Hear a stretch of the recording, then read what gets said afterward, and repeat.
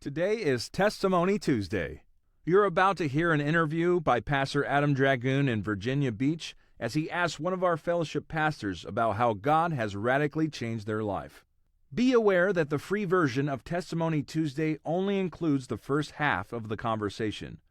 So make sure to check the show notes to find out how to subscribe to the premium version of the Taking the Land podcast. The premium version of this episode is released before you wake up each morning and does not include any interruptions or ads. Enjoy this Testimony Tuesday on the Taking the Land podcast. Well, hello and welcome back to Testimony Tuesday here on the Taking the Land podcast. This is Pastor Adam Dragoon, and for those of you who can see us on the video, I'm in the middle of doggy nap station. I guess if you are only listening to audio, you don't get the pleasure of seeing my two dogs napping behind me. They're not excited, but I'm very excited because we have a special guest on the show, somebody I just met a couple of weeks ago, and his name is Pastor Uriel Servin. Welcome, sir. Thank you for joining us. No, thank you. Thank you for the invite. So I was in a prayer meeting with your pastor last week. I was over there, had the great privilege of coming to preach a revival for your pastor, Pastor Robert Dodd, in Chula Vista, California. And so we got up and went to the prayer meeting. And during the prayer meeting, he pulls something out of his bag and hands it to me. And he says, "You got to check this out." And I said, "I'd be happy to." And what he handed me was this book right here. It's called Turning Trials into Triumphs, and Pastor Uriel Servin Jr. So yeah, that was written by you. And so I thought, man, this would be a great opportunity to hear a testimony and get the inspiration for that book. So before we jump into your testimony, why don't you just tell the audience what was your inspiration for the book and how did it come about? Well, it came about by, we were at a men's discipleship in Claremont, and Pastor Joe Campbell was preaching, and as he was preaching, he just mentioned a little side note. It wasn't even the main point of his sermon, just a little side note, and it just echoed in my head. I couldn't let it go. It lasted there for a while, but it was a quote by Charles Spurgeon that says, "We are too prone to engrave our trials, our failures in marble, and our blessings in sand." And as I began to just think about that, chew on that, I decided to preach on it. You know, it gave me such revelation that me as you know, I'm here. I am 21 years saved, and realizing that there are still things that I'm not only thinking about, but there's things that have formed my walk, my life, that really shouldn't be, right? Failures from the past, even things before I got saved, that were still there. But it turned out molding my life even. So so that was the inspiration. I preached on it. And even the reaction from our church, realizing, okay, I'm not the only one. And that night, I was invited to go cover for Pastor Dodd, oddly enough. And as I went over there to preach in Chula Vista, preached it there again. And again, the same reaction. I got the same reaction. People were also, I wasn't the only one, in other words, right? And so other invitations, more preaching that sermon again, and same almost everywhere it was the same reaction. So I thought, you know what, let me dive even deeper on this. And then I challenged myself, and I just decided to start writing a book. Oh, that's cool. So, I would say that I've had inspirations about, an idea that hits like that, and something that I feel like you could go deeper into a book, but never had the discipline or the time to really set it aside and put thoughts into a structure that would work well for a book. So tell us, like how did you do that? Well, it was picking the brain of people that have done it, and I just sat down and just started what is it called, fleshing it out. I just started fleshing out these sub points, right? And just diving in deeper on them. But there was a lot of it had to do with consulting people who have done it, consulting even online, talking to authors and trying to figure out how, because I've never done that either. I've never done it before either.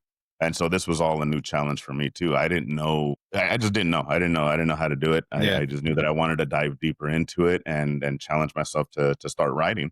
And it kind of just kept going. It kept going, and it took Took a while. It took a while for me to do it. I'm a working pastor. I have 4 kids. I have a married and full-time job, and so it took a while. It took a while for me to complete it. I also didn't have the time to just sit down and do it. But yeah. It was just picking the brain of those who've done it.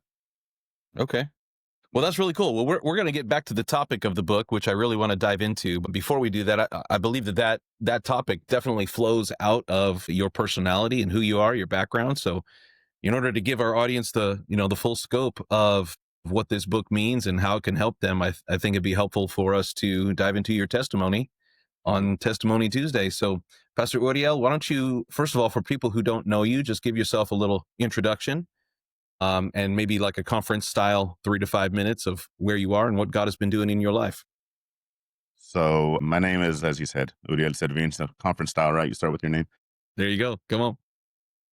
And so we've been in Temecula for about 3.5 years now. We took over for the Carls. They were sent into Brazil to take over a church for Artie Morin. And so we took over. We had the privilege of taking over the church there. Been there for about 3.5 years. God has been doing some good stuff here. When we took over the church, they had a solid core of about 20 people or so, 25 people. And we've been able to see some increase. There's been some fluctuation and then some bringing it back down, but we've been seeing some good things, not only in numbers of people coming into the church, but even decisions, growth. My wife, Emily, and I have been married for 17 years. I'm going to be about 17 and a half years. We have 4 kids. They range from 15 to my youngest being 6 years old. So I got the oldest boy and then the youngest boy, and I got 2 girls in between. And so, but yeah, no, we've been here for about 3.5 years and having a great time. Having a great time. God's doing some good stuff in the people here. Amen. And you were saved under Pastor Robert Dodd? I was saved 21 years ago under Pastor Wow. Christian Sims. Christian Sims, Amazing. yeah, who is in North Carolina, I believe. South Carolina. South Carolina. Yeah, Right. yeah. And so when I got saved, I was homeless. I was sleeping in my car. When I cried out to God, I was hanging around with a group of homeless guys there in Imperial Beach, because I was homeless, and so I just started hanging out with them too, but one of the things that they kept doing was they were bragging about their lifestyle. They were bragging about how they were ripping people off. They were bragging about there was just a bunch of stuff going on back there, drug addicts, drug use, of course. And I had grown up in it was a broken home, but when it first started, in my early years, I was always a student of the month. I was very into my school. I was very athletic, also. And so I always thought that I was going to make something of my life. So to finish or to end up here, where I thought I was going to end up at 24 years old, homeless, I and I'm listening to these stories, and I'm just desperate. I'm depressed. I am suicidal now, and so I cried out. I cried out to God. Not cried out to God in the sense of I didn't know. I don't have a relationship with Him. It was more just a prayer into the wind kind of thing, right? Um, and so I just said, Lord, if you don't get me out of this, because I'm not going to end up like them. If you don't get me out of this, I'm going to kill myself. And so that was my literal prayer. I said, Lord, I'll end it. I'm not going to end up like this. And also just disbelief. I can't believe this is where my life is going to end. Giving up, I was giving up hope. And so when I cried out a couple days later, oddly enough, on my way to the bar, that's all I knew how to do. And so on the way to go get drunk, a friend of mine, we're driving, we're sleeping in our cars, and so we're driving, and we see the group of 3 men street preaching, and so I didn't think nothing of it. I didn't see it as God answering prayers. I didn't see nothing. I just, I was focused. We're gonna go get drunk and all that. But my friend is actually the one who said, "Man, if these guys are crazy enough to stand on a street corner and talk about Jesus, we need to go talk to them." Sure. I'm along for the ride. Yeah, sure. All right, let's go get this done and then we'll keep going. And so we went back, spoke to them. It was Pastor Christian Sims. It was another brother who's still in the Claremont church now, Andrew Hafner, spoke to them, and they invited us to church. It was a Friday night. They invited us to church on Sunday morning.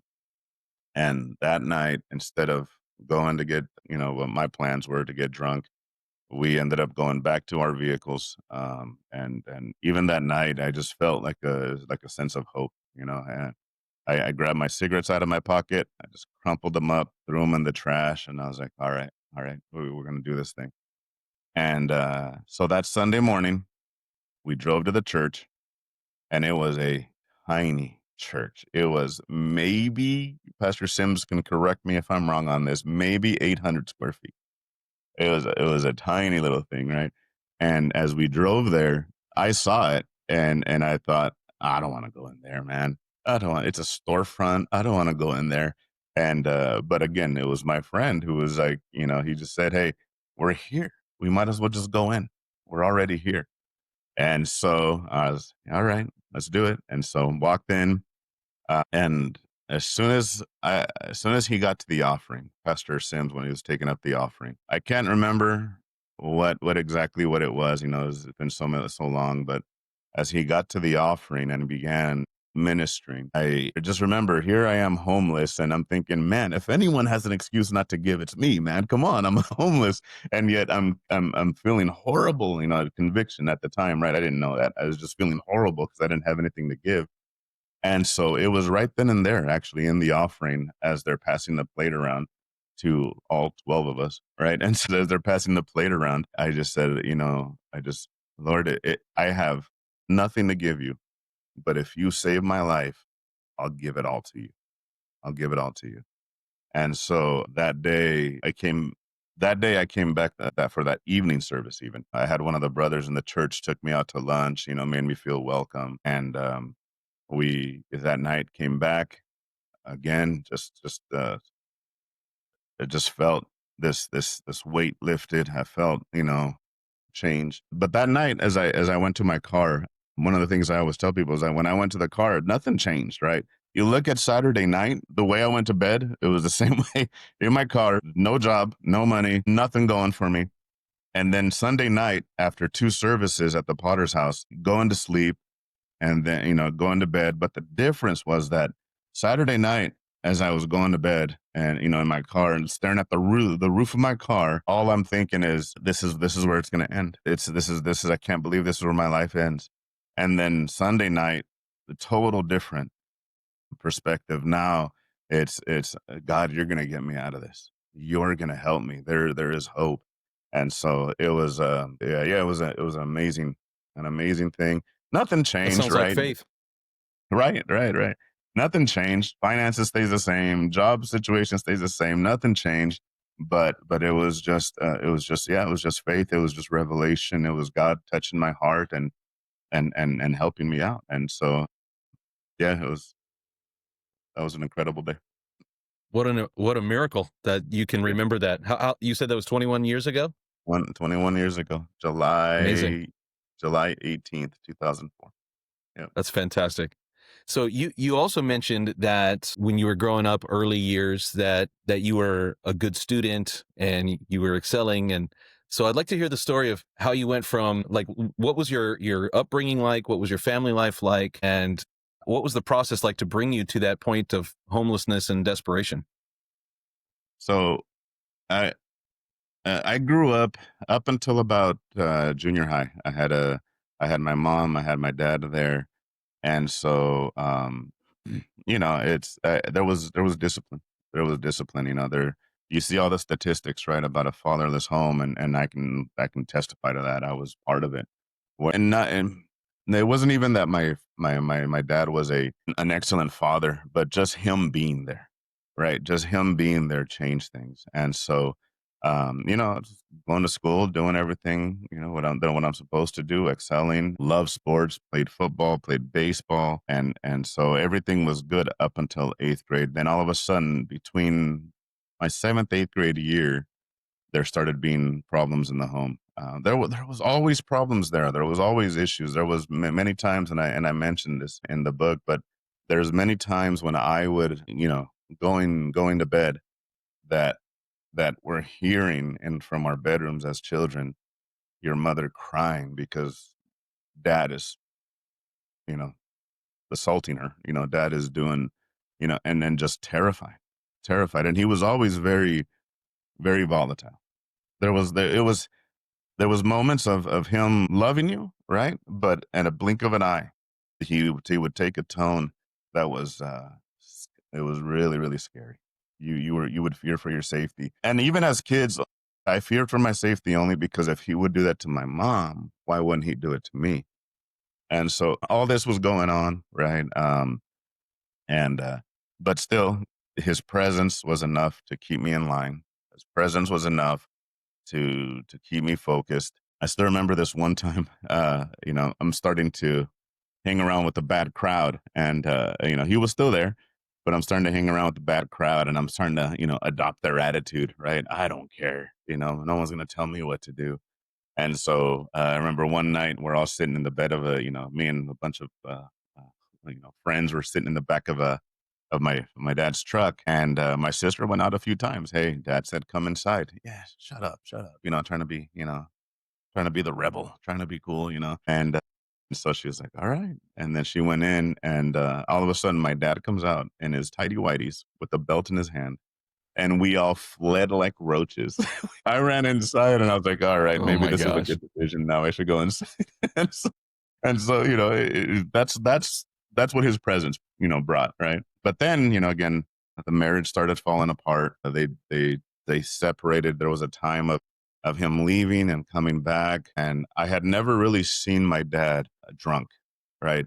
There was times when he would do it, but it was always on holidays. It was always family things. It was never just because. And during this time, it was happening more and more frequently, where he would I would show up, and he's asleep on the couch, hungover or drunk, right? And but he wasn't living with us at the time. So I don't know. Mom was just letting him back in, and so it was very unstable.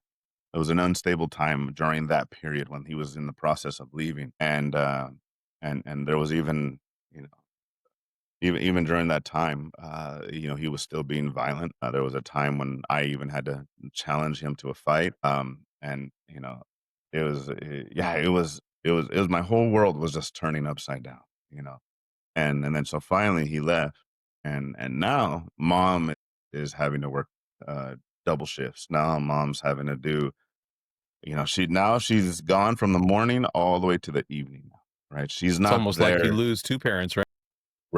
Right, exactly. And so she's at work, and we're now getting into trouble. Now we're inviting friends over, and now we're in high school, and we're getting beer, we're getting drunk at the house. They're bringing weed over, and this is all going on while she's gone. And so it after that, it kind of just everything went off track. I didn't care about sports anymore. I didn't care about my grades anymore. I was always late. If you would look at my truancy, right, it was always why is it that out of, let's say, 200 days you missed 175 of the first period? And it was because I was always late, and I was there for the rest of the classes, and so eventually it came to a point where I just dropped out of high school. And uh yeah, yeah. And so I dropped out of high school. I started working, and that first job I had, I was there for about 9 months. Right, I just turned 18, dropped out of high school. I had to give up because I was there. I was there for the 4 years of high school, but I was. My son was, oddly enough, my son was asking me about this last night. I told him I was there for the 4 years of high school, but if you look at my credits, I was only a sophomore. And so, because it wasn't by year, it was by credits. And so there was just no chance. By the time I graduate, it's going to be 2021. I just figured, let me just drop out. I'll get a GED. And so I dropped out, and I just got the first job that I could there in a small town of That's Buckeye, Arizona. Buckeye, Arizona. Yeah. Yeah. Oh That's where man. I was Well, raised. raise your hand if you've been there. It's only a few hands going up. Right. Wow. So coming out of high school then without graduating and starting to work, and so how did you go from there to on the streets in California? So, I just from that moment until the streets of California, I never could hold a job down. And it wasn't, I mean, at the time, if you would have asked me, it was everyone's fault but mine, right? But it was just I lacked work ethic. That's right. If I was there, that's it. You had me. I was 100%. But the problem was getting there. The problem was getting up in time, being disciplined, and getting there. Haven't had discipline for years now, and so I just wouldn't hold a job. I wouldn't hold a job. I'd find a reason to not show up. I would quit without notice. Right. My 2 week notice was in 2 weeks you're going to notice I haven't been here for 2 weeks, and so that was my 2 week notice, and so that was a pattern. It was a pattern. Many times I had people bail me out. They would bail me out because not maliciously. There was no intent of let's make him lazier. It was we love him, so let's take care of him. And I abused that. I know who I can go to. I was very manipulative. I know who I can go to get help. I know who's going to bail me out. I know who had too big a heart to say no to me. And so I would always jump around. I would, from couch to couch, staying at people's homes. And so finally, one day, this friend of mine that ended up driving me to church, right? That same guy, he moved, right? Me and him were really close friends. He moved, he went to California. He landed in Imperial Beach. And when he was there, I just said, man, I would love to leave Arizona because in my mind, everyone else is the problem, right? I told him I would really love to leave Arizona and go over there with you guys. And he said, you know what? Come on, man, you can stay with us. You can see you need a new life. This is where you can find it. And so went over there, packed up, and got a trash bag full of clothes. I got what was I driving at the time? 1988 Chevy Blazer is what I was driving at the time. And so barely run. It's a point A to point B vehicle, but the B shouldn't be that far, right?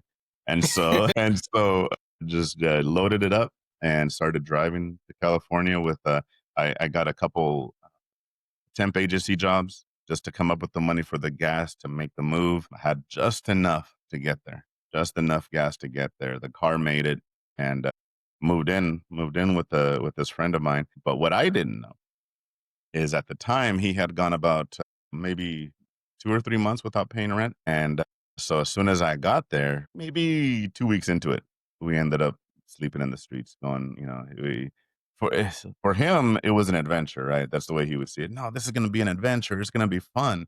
And all I'm thinking is like, no, we're going to be homeless. It's not going to be fun.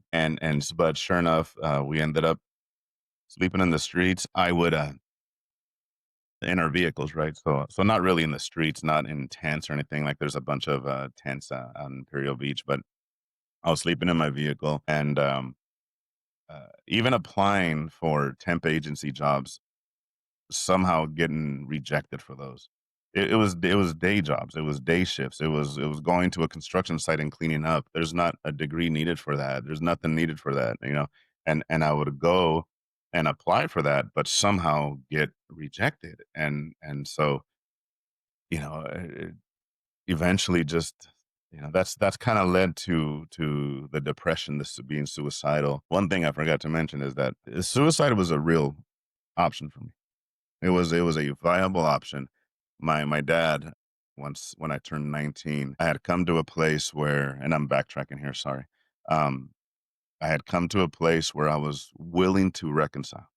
I was willing to make that that take that step, that leap of faith, and reach out to him. And I remember a cousin of mine came by and he said, "Hey, would you go see your dad if I'm going up there?" And I told him, "Yeah, you know what? I'll go. I'll go to Mexico. I'll go see him. I'll go reconcile and let bygones be bygones." But when I turned 19, I get a phone call that it was just a phone call from that same cousin. He lived with us for a while, so he was like a brother to us. And he said, "You know what? I got to come by. We got to talk." And so when he came by, he dropped the news: your dad passed away. And so Oh we were, no. yeah, we were in shock. And okay, it was me, my brother, my sister. It was three of us at the time. And so we decided, all right, well, let's pack up. It was a Sunday night. Let's pack up. Let's go. Let's go to Mexico. Let's go do this. We're gonna pay for the coffin. We're gonna, the family's in poverty over there, so we gotta come over and take care of all that. We pay for the coffin, the burial site. We helped, with the whole thing. And I remember, that on the way there, my cousin, his name is Jaime, him dropping the news even more, saying, "Okay, just so you guys know, we don't know if we're gonna have an open casket. Your dad shot himself, Oh and my gosh. he ended up committing suicide. He shot himself in the head." And so it turned out, we were able to have an open casket, and just to see my father laying there when I had come to a point where I'm like, let's reconcile here, and now it's gone, and so I say that to say that that was a real option. It was a viable option for me to take I guess the easy way out. I didn't know about eternity. I didn't know about any of that, right? For me, it was like, let's just hit the off button. Let's just hit the off button. This is too hard. And so it was a real option, a legitimate option. Sounds like you thought it over a lot. Yeah. Yeah. Yeah. Well, what I wanted to also ask you about, you mentioned it there, you didn't understand about eternity. What kind of spiritual or religious background did you have? And it sounds like it didn't make a whole lot of impact on you. So when I grew up, my mom would go to church. She would drag us to church. But it was just her. My dad would stay home.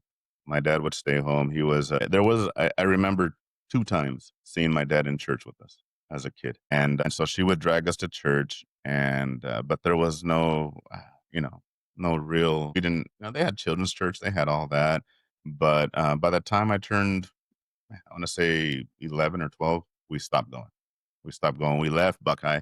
We went to a tiny little town called Hidden Valley. It's over by Stanfield, Arizona. And so we lived out there. And now we went away from her church, right? And so now we're out there. And since then, there was no church life at all. And even when I was going with her, I had no understanding of it. I had no understanding of Christianity. I had no understanding. My sister at 15, she had her quinceañera. You know how Mexicans do it, right? And so she had her quinceañera, and so she went to a Catholic church to do the communion, all the stuff that's related to that. And so, after that, after moving from Buckeye, after my mom leaving her church, after my dad leaving, my only experience with church was going for weddings and going for quinceañeras, and that's it. No knowledge of the gospel. I wasn't disrespectful about it. If a friend of mine told me he was Christian, I respected boundaries. I was like, okay, that's cool. But it was that typical comment. It's not for me, and so I had no no knowledge at all of eternity, no knowledge really of Jesus. Being in the Mexican culture, of course, you got the crosses everywhere, you got but it was jewelry. It was jewelry. That's all it was. And there was no relationship. Even my friends that would go, I remember in high school, and it kind of makes you cynical about it because I had friends that, no, we go to church on Sunday. Yeah, but you were with me Saturday night. I know what you were doing. You were with me Friday night. You're with me throughout the week. I hear the way you speak. I see what you look at. And so that's what I'm doing. What's the difference?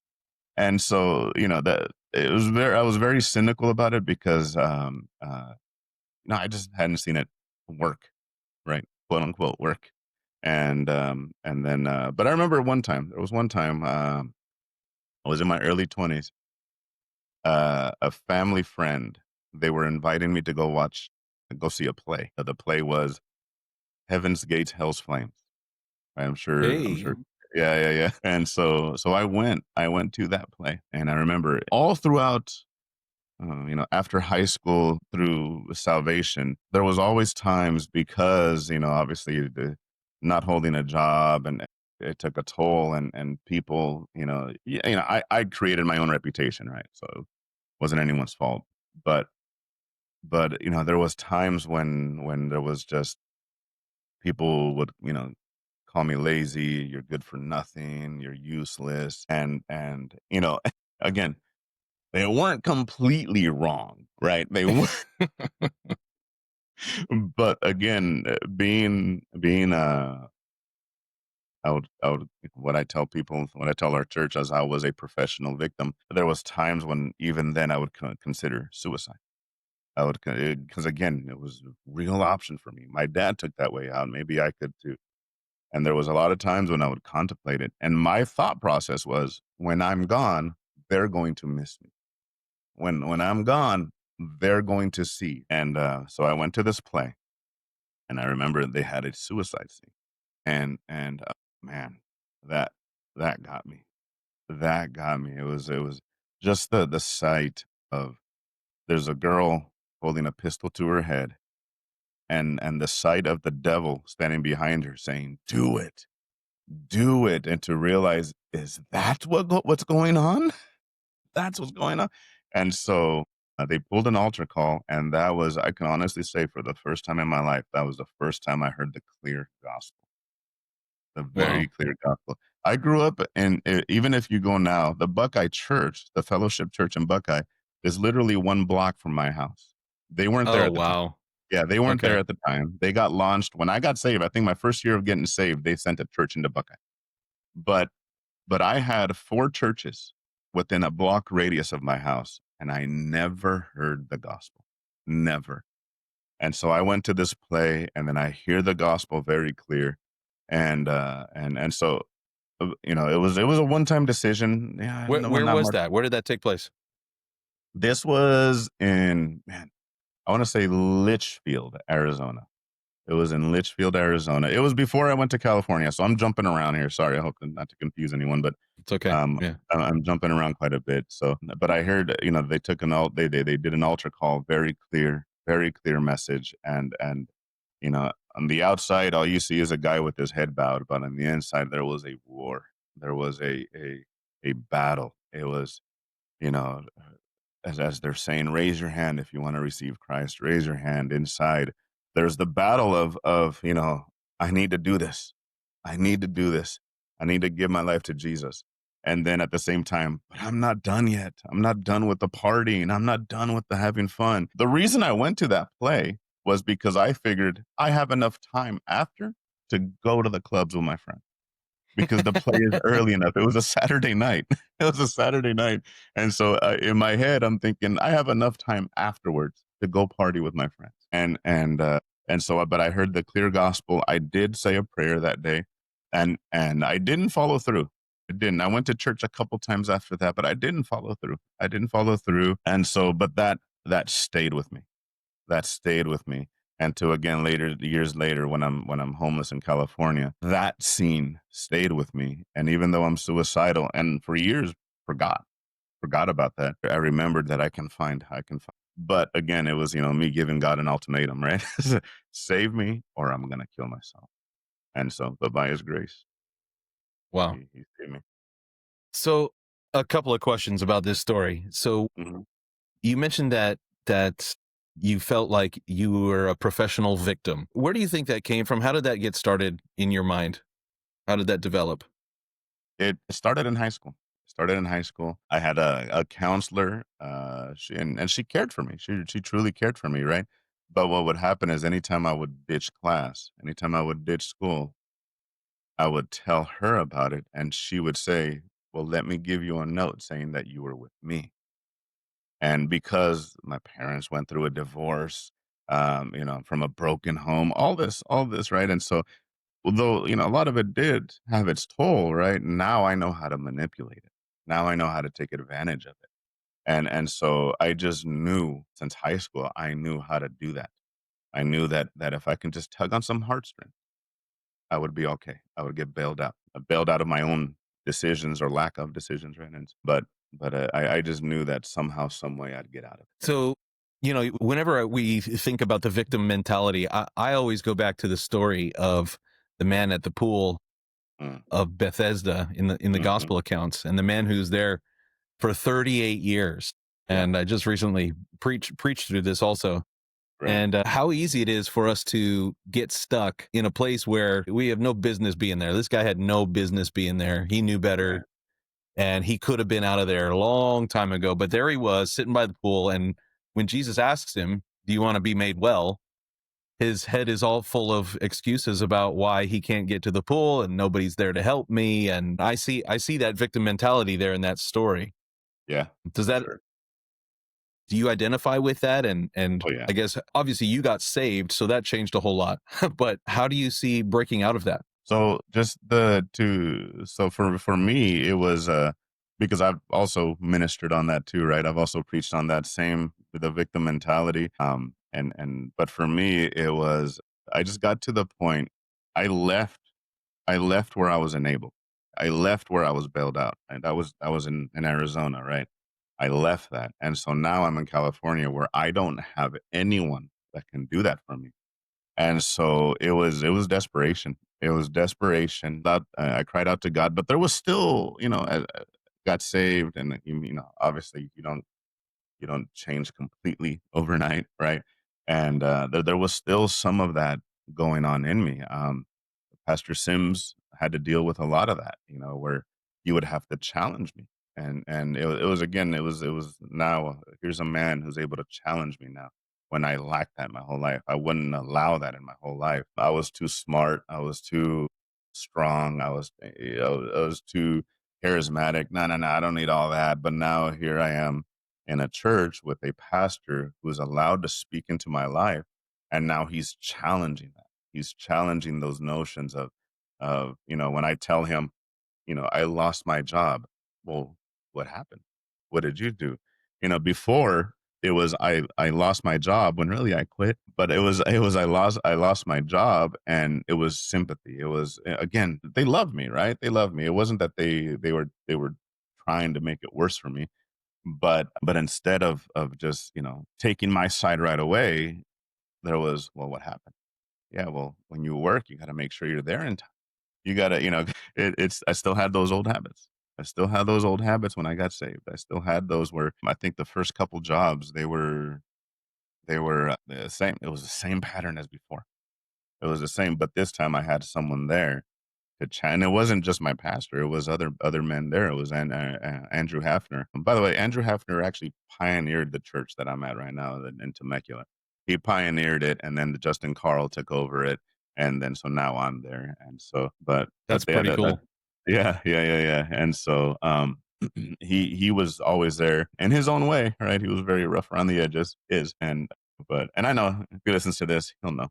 But he had his way of challenging me too, where it was, you know what? It's time to be a man. It's time to be a man. I didn't know how to be a man. I didn't. The world told me how to be a man. I didn't know how to be a responsible, godly man. And so I think that for me, that was what was critical in getting out of that mindset, that mentality of being a victim, is someone telling me, no, you got to take personal responsibility, man. It's not always things happening to you. There's things happening because of you. Right. And so that was very, very critical in me snapping out of it. Again, it wasn't overnight. It wasn't right away. It was baby steps. And I thank God for Pastor Christian Sims, for the men that were there at the time, that they were so gracious with me. They were willing to challenge me, but the whole time I knew that they loved me, that they cared for me. And I didn't have that. I didn't have any male leadership. I didn't have that my whole life, or after my dad left, I should say. I didn't have that. And so that was incredibly crucial for me. Well, praise God for that. Yeah, it is a delicate balance for people who are involved in the lives of others, pastors and disciplers in church. There is a line, right? The line is, how do you tell somebody the truth while also telling it in love? Hmm. And that famous quote is, people don't care what you know until they know that you care. And so that has to come from a place of relationship. It has to come from a place of trust, and that's not automatic. But it sounds like they were able to develop that with you, and having that position, you benefited greatly from that. At least for sure with this area of your life of taking responsibility and becoming a man, but also all of the things that it takes to live for God. Right? Right. It begins with personal responsibility, like Pastor Hmm. Campbell has preached over the years. It's the prodigal son when he's at his lowest point, and it says that he came to himself. Yeah. It's like he was able to finally look at himself in a way that everybody else looks at him. Mhm. And that's not easy. That's not automatic. I think that right there is a gift of the Holy Spirit, is that Yeah. self-awareness and the conviction of sin. Right. What do you think about that? Yeah, no, 100%. Um, it's when I came into the church, right, and one of the things that I had to realize is that I'm not a victim of my circumstances. I'm a victim of my decisions, my choices. And so I realized that it was my decisions that led me to where I was. It wasn't one of the things that people caring people assume about all homeless people is that they're down on their luck. And no, a lot of them, and I was there among them. I was there, I talked to these people. Very few were. They were there because of decisions. They were there because of you know decisions that they had made, and this is where I was. And one of the things that I always tell our church is, even when I'm doing altar calls, is confession isn't, when you confess your sins, it's not a newsflash to God, it's ownership. It's you saying, I did this, I chose to do this, and I've ruined my life. Everything is a cycle of insanity in my life because I'm choosing these things. So yeah, it's absolutely a gift. I think it's revelation, right? That the Holy Spirit gives you revelation that, all right, it was you. It was you. You have sinned, like John, right? John chapter 3 tells us that we chose darkness over light. And it's not an angry God casting us away. It was us choosing darkness over light. And that was definitely a revelation for me. Yeah, that's so powerful. The way that you put that, confession. Say it one more time. That confession is not a newsflash to God, but Ownership. it's taking ownership. Yeah, it's taking responsibility.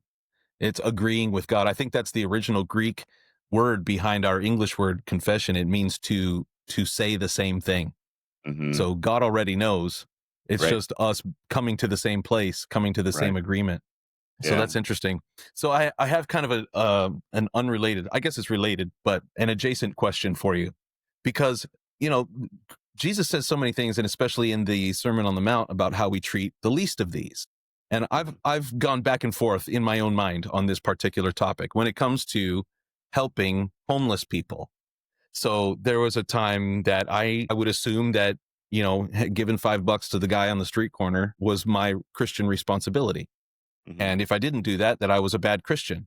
And Right. then I had an experience where this was when I was overseas, when I gave a guy $20, and 3 hours later, I saw that same guy having a party with his buddies under a Mm. bush, with a bottle of vodka.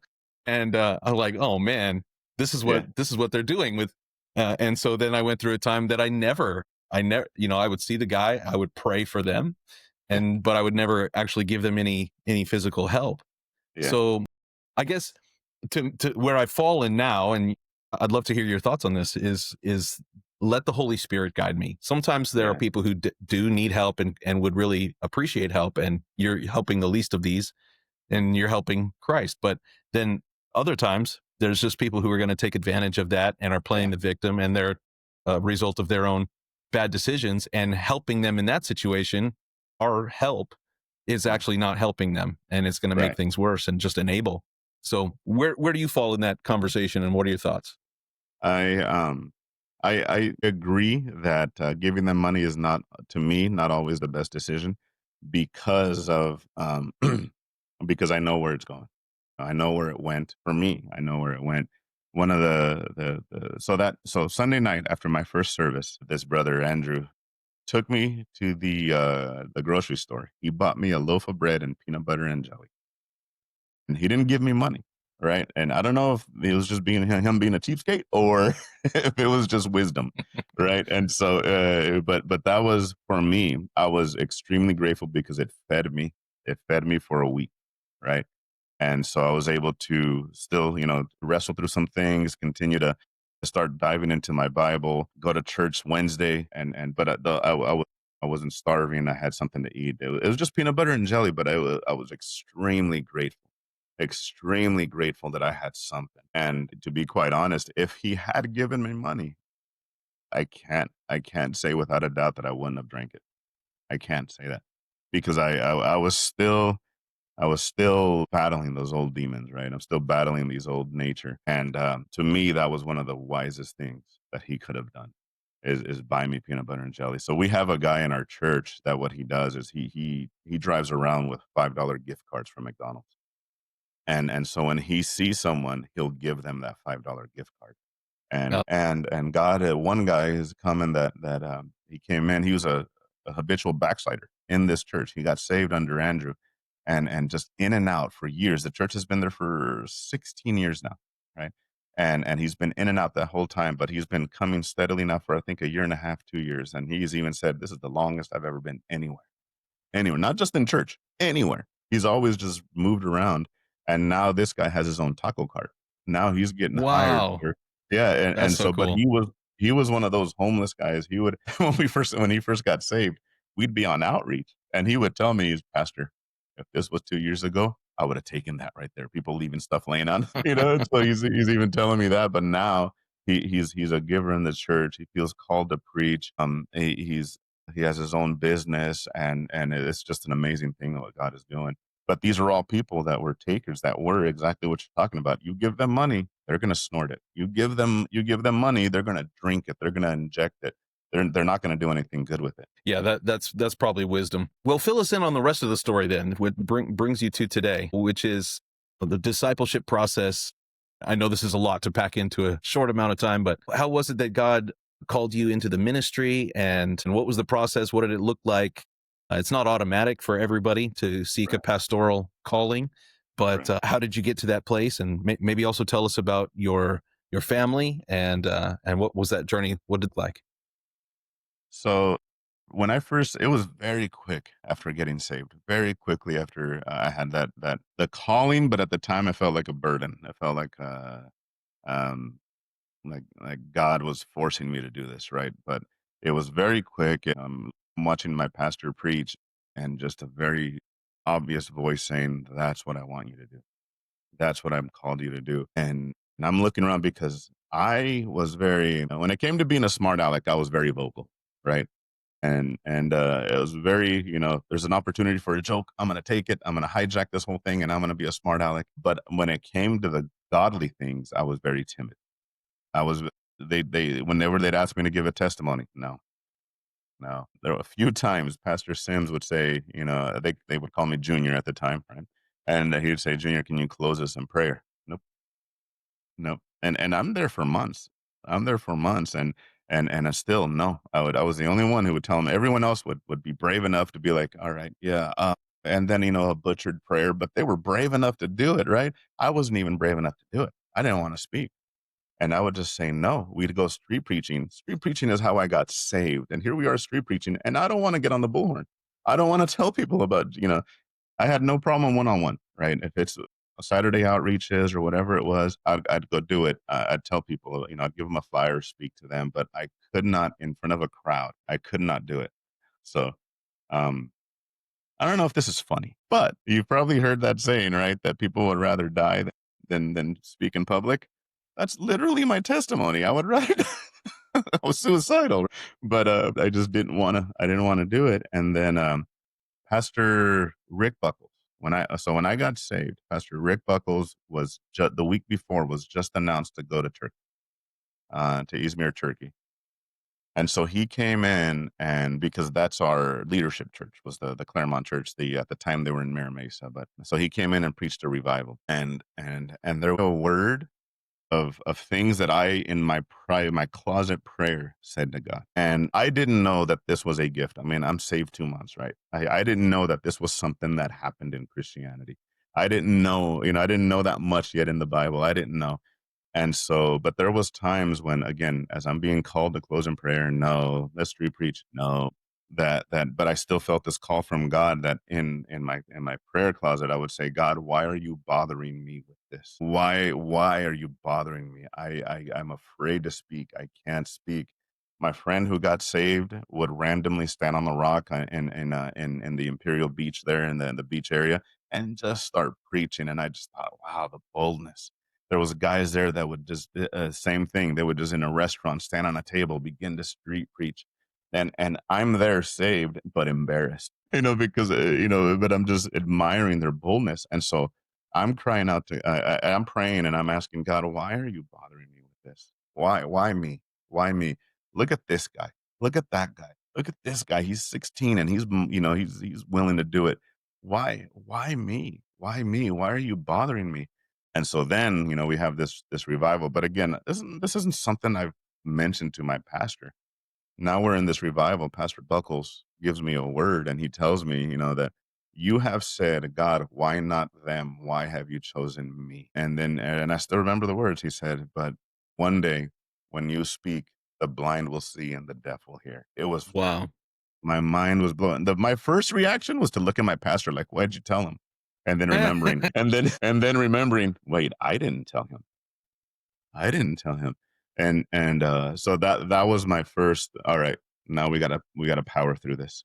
Now we gotta power through this. Now the fear didn't go away, but there was still times when Pastor Sims would say, hey, close us in prayer. And I didn't say no, but I would stare at him with the puppy dog eyes, maybe here's my manipulation, right? Maybe I can manipulate him out of this. And he would say, come on, do it. Here, just repeat it. And he walked me through the closing prayer of the service. But that helped me, he held my hand, he walked me through, but then after that it became, all right, I need to get over this. And one time going street preaching, and again, I'm a sign holder. I'm a witnesser, right? That's what I do when we go street preaching.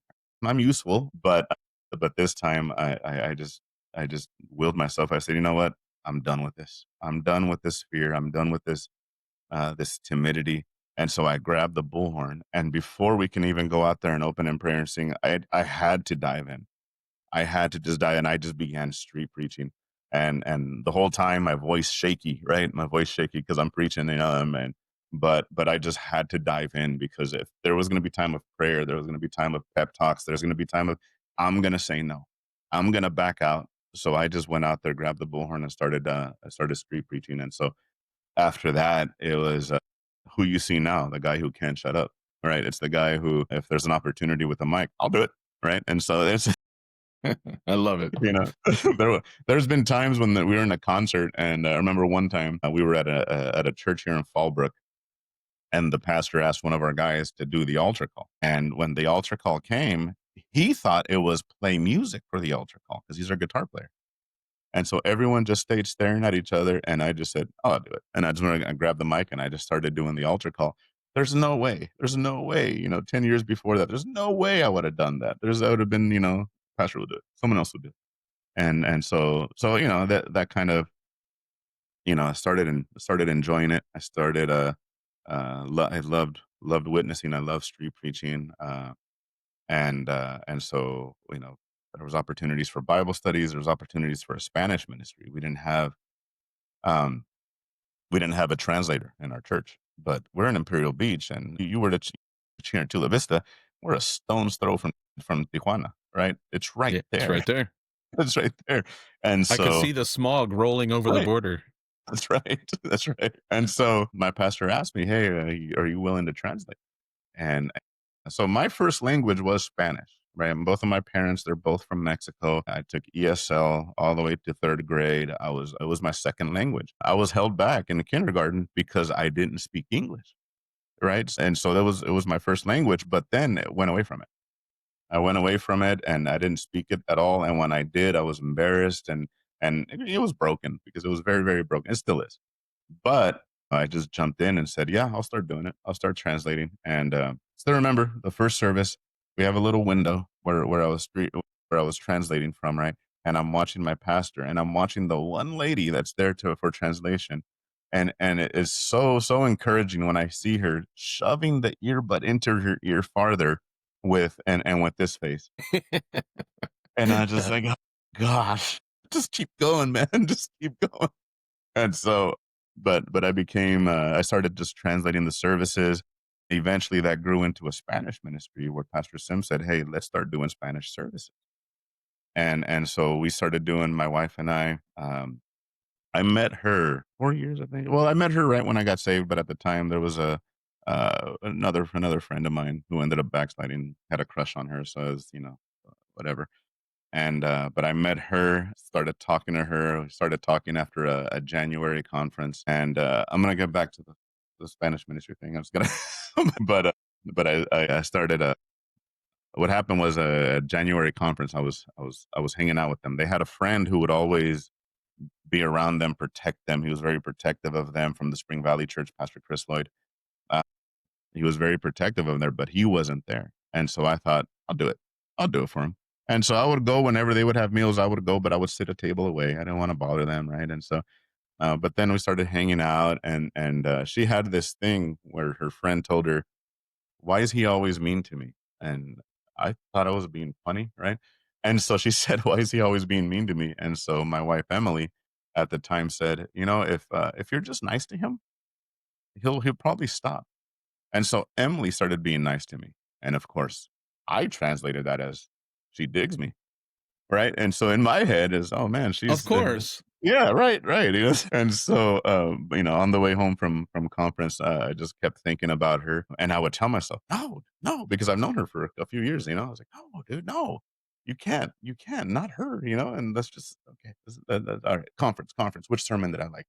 And then go back to that, and by the time I made it back to Imperial Beach, I had to give up. I had given up. I was like, you like her, bro, you like her, and so I started pursuing her, and we ended up getting married about a year and a half later. We were talking for a few months, dating for 6 months, engaged for 6 months, and then and we got married. And so as soon as she came into the church, I think it was very quickly after that we started doing the Spanish services. So I was already the translator. And so she's playing piano for the and singing in Spanish, right? She's singing in Spanish. She's her last name is Lloyd, right? And so, but she's singing in Spanish with me, and so so that's when all of a sudden now I get to step into the ministry, start preaching, and but then a little bit after that, Pastor Sims ended up going to Thailand. Right, he got announced to go to Thailand. Pastor Casey Mammon took over the church, and I was his door director. I was his outreach director. I think he was only here for a year, but in just 1 year under him, we got sent into San Isidro, California. We got launched into San Isidro to pastor a church, to pioneer a church there. And if you know San Isidro is one of the busiest border crossings in America. It's not the busiest border crossing in America, and so we pioneered there. But we ended up having to come back for redirection. We ended up having to close the church, come back for redirection for a time, and it was that was a struggle. That was a struggle for me. That I felt like a failure. I felt like I failed. I felt like I wasn't my wife's hero. I felt like we had a couple kids, right? At the time, I had Jakin, my oldest. I had Ciela. She was born while we were pioneering, and all I'm thinking is I let them down. I let them down, and so came back. And even when this whole thing happened too, and I don't know if I'm sharing too much, but when this whole thing happened, I was Pastor Dodd had taken over the church while we were out. I was even mad at him. I was even, why did you pull us back? And so he had to remind me of our conversation. He had to remind me, hey, when you were out there, I gave you three options: come home, start pioneering in your home again, because we could barely afford the building. They were supporting us, or go to another city. We'll send you to another city. And I chose to come home. And he said, I gave you three options. Two were to stay out there. I don't think you failed. And so again, here I am. I already pastored a church, right? And I'm getting this um just these challenges that I'm going through, these trials. And but then again, there is my pastor with tough love saying, no, man, no, no, no. Well, this is not the way it went down. It's not the way it went down. And I've even said it, giving reports at conference, that my pastor believes in me more than I did. And sometimes, I even make fun of him for it. And I was like, oh, I don't know, Pastor. But he's always believed in me. He's always supported me. And so eventually, years of being there, helping the church there, we get launched into Temecula to take over the church. And so since then, we've had two more kids, right? So had my son Jakin, who was 15 years old, my daughter Ciela, who was 13 years old. while we were back in the home church there, my third daughter, my third child, which is my second daughter, Eliana, was born, and then after that, a little bit after that, Micah, my youngest son, came, and so we have 4 kids. We've been married, like I said, about 17 and a half years, and she is, and even on that note, there's no reason why our marriage should be the way it is. Her dad is a pastor, right? So she comes from a pastor's home. They're married, I think 40 something years, maybe 50 years. They're married for years. But on my end, there is no reason. I have no reason but God why our marriage is the way it is, and it's you know it, she's a supportive, loving wife. She's you know been through, she was there, she was the ups, she was in the downs with me, but, there's no reason for that, from my side, right? From my side, there's no reason why I should be a good husband, why I should have a good wife. There's no reason because everything in my life has fallen apart. It's fallen apart. But that is also something that God has done. It's a blessing. It's a blessing to have a wife that is so supportive. Thank God for that. Um, would you say that without her influence, you wouldn't be the person that you are now? 100%. 100%. Yeah, she, she, um, she makes me better. She makes me stronger. Yeah. Yeah. I was just She's preaching the the, other night on the power of encouragement, and mm, it literally means to put courage into somebody. right. You've described pastors and you've described your wife as critical people who have encouraged you at precise moments. And Right. so I was just preaching the other night at how there's no such thing as too much encouragement. Like Right. you've never thought to yourself, well, I'm just too encouraged today, you know. Right. Right. So Right. Right. but there's This is a too much. breakdown between how much we need encouragement and how much we receive encouragement. And so is learning to be like Barnabas, the son of encouragement, who was defined by that trait of being able to put courage into people. So it sounds like you've benefited from that. And I'll just put that word out to the audience now is think about ways that you could encourage other people. So Pastor Uriel, for people that are hearing this and maybe they've heard your story and they're inspired, maybe they are not at the same place as far as spiritually, and maybe they're curious about how this salvation thing works. I wonder if you would give them the call to what does it mean to be saved, and what do they have to do next? So again, my story was that I had to realize that the sins that the I'm at I'm where I'm at in my life because of the decisions I had made. And it's always, you try to figure out something, you want a different result, but you always keep doing the same thing over and over. And this was what I was doing for years. For years.